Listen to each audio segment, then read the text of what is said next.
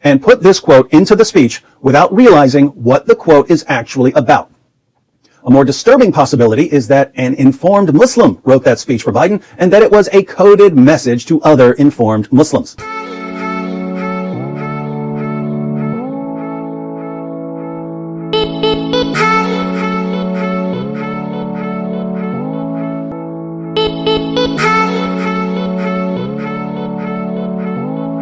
Once again, beloved, I greet you and I welcome you to u.s.a Media. My name is Boache Stephen, and you know for sure that whenever I get in my city, we dismantling those several assertions that has been made against Christianity since time immemorial. On this show, I tell you always and every time that I present reasonable polemics against authentic historic Islam, and I create awareness that indeed Jesus Christ descended purposely for man's redemption.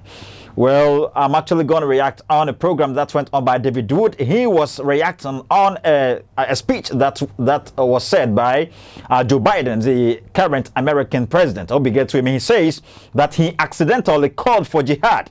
Okay, he accidentally called for Muslims to attack u.s.a. Fancy what Osama bin Laden did to the country or the state. I'll be get to him. Well, how he did it, I think I've already given you the first section, and surely this is the second section.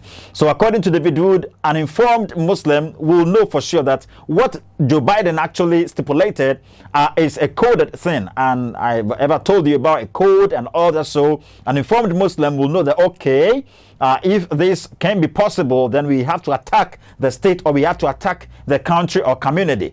But an uninformed or an untaught Muslim will actually not know anything about it. But a well-prepared Muslim or an uninformed Muslim will be able to understand what Joe Biden was saying. Actually, according to David Wood, it isn't fancy. Joe Biden intentionally wanted to call for the jihad.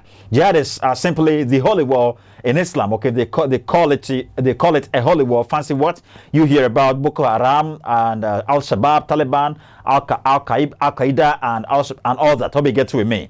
Yes, he accidentally called for jihad. How did he do it? David Wood proceeds to tell us this. So we're taking a quick break and surely be returning to this.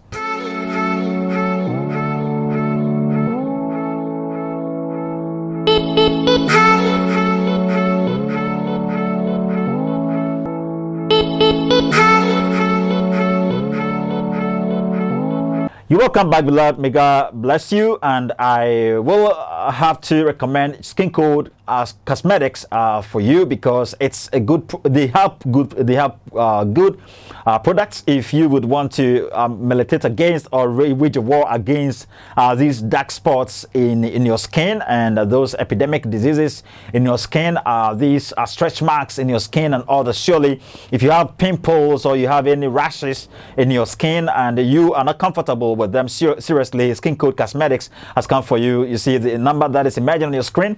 Make sure to contact Skin Code Cosmetics and surely request for any of these products that can help eradicate and make your skin polite and very much attractive to your wife, your husband, and men and women and all that. Please, delivery services are available, and surely they're going to deliver them at your doorstep wheresoever you are in the world. They're going to be able to do that.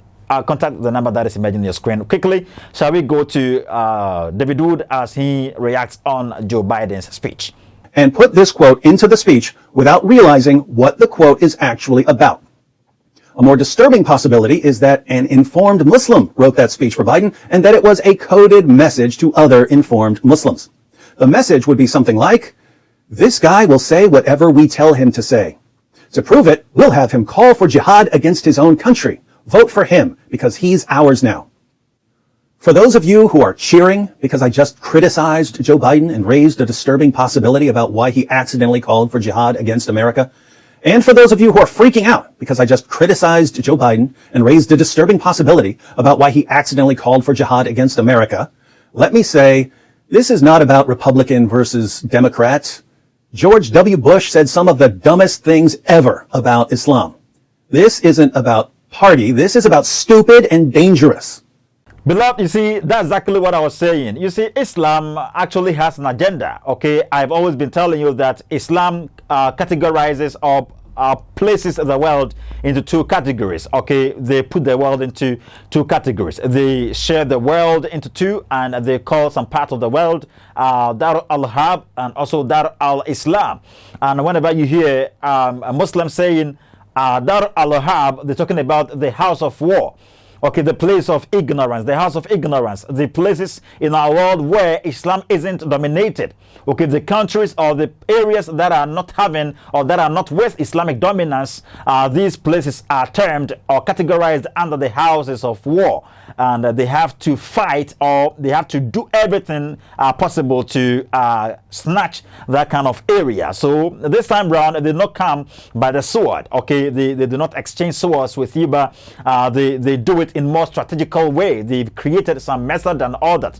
Or we get to me. So they have secret meetings within the country and all that, and their meetings are about how to conquer the country. Allegedly, such meetings has been going on about Ghana. Such meetings has been going on about countries that are not actually dominated by Islam. Ghana has to be very careful, okay? Ghana has to be very careful. I'm not talking about you hating a Muslim. No, I'm not talking about that. But I'm talking about the religion itself.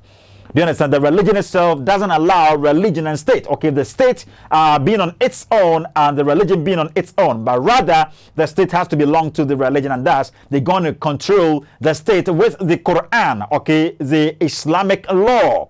Do you understand? The Sharia law. That's exactly what's going on in northern part of Nigeria. You see, Nigerians actually were reluctant. Okay, most especially the Christians in northern part of Nigeria were very much reluctant to enter into politics. They saw it to be very much evil, and thus Muslims tried their possible best to conquer every area, and thus they've been able to get to those areas that are very much authentic. I'll be getting with me, and surely they are being able to control the area. And you just imagine, sometimes you can see videos circulating or mobilizing about a girl or a boy whose fingers has been chopped off. Why? Because he or she was spotted holding a Bible. I hope you get to me. So such tragedy we don't want to fall before Ghana. So if you're a Christian watching this program and sometimes you think I just hate Muslims, that's why I come here to route out these words and all that. Please,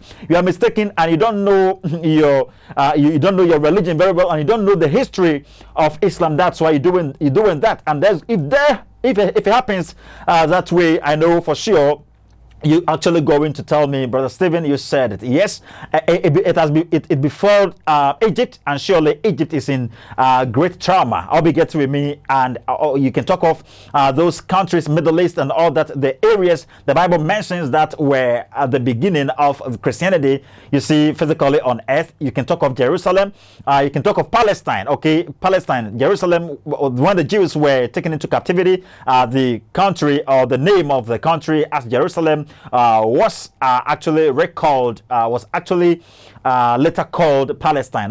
So when you hear of Palestinians, it was the Jews, it wasn't Muslims. But today, what is happening today? What is happening?